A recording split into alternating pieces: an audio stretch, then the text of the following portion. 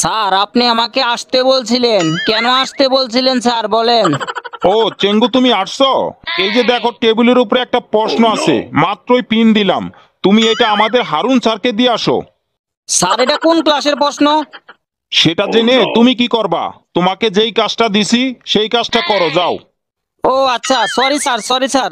আমি এটা এখনই হারুন স্যারকে দিয়ে আসতেছি স্যার। এ, এটা না আমাদের ক্লাসের অঙ্ক পরীক্ষার প্রশ্ন। কাম হইছে, তাড়াতাড়ি মোবাইলটা বাইর করে একটা ছবি তুলে রাইখে দেই। স্যার তো বুঝতেই পারবো না।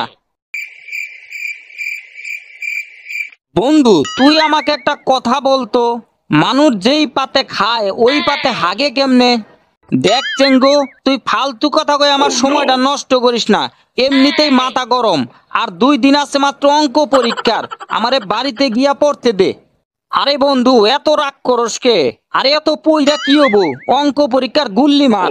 আমি যেটা বলি সেটা শুন। আমার কাছে অঙ্ক পরীক্ষার প্রশ্ন আছে।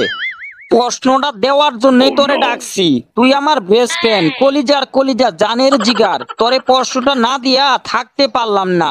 তাড়াতাড়ি 500 টাকা দে আর প্রশ্নটা নিয়ে যা। ওরে বাবা, তোর কাছে অঙ্ক পরীক্ষার প্রশ্ন আছে? কইত্তিকা পাইলি? তুই আম খাইতাছস, আম খা। আম কইত্তিকা আনছি সেইটা যাই না তুই কি করবি? তাড়াতাড়ি 500 টাকা দে, আমি তোর প্রশ্নটা দিয়ে দিতেছি। এইগুলা যদি পরীক্ষায় যদি না আসে, আমার নাম পাল্টাই থুবি। কি ব্যাপার চেঙ্গু, তুমি ওই রকম করতাছো কে? তোমার কি প্রশ্ন একটাও কমন পড়ে নাই? ও, তো পড়বই বা কেমনে? তুমি যেগুলা পড়ে আসছো ওইগুলা তো একটাও প্রশ্ন আসে নাই।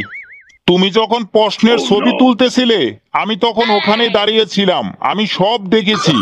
তাই সব প্রশ্নগুলো চেঞ্জ করেছি আমি। এইবার তুমি বুঝবে অতি চালাকের গলায় দড়ি।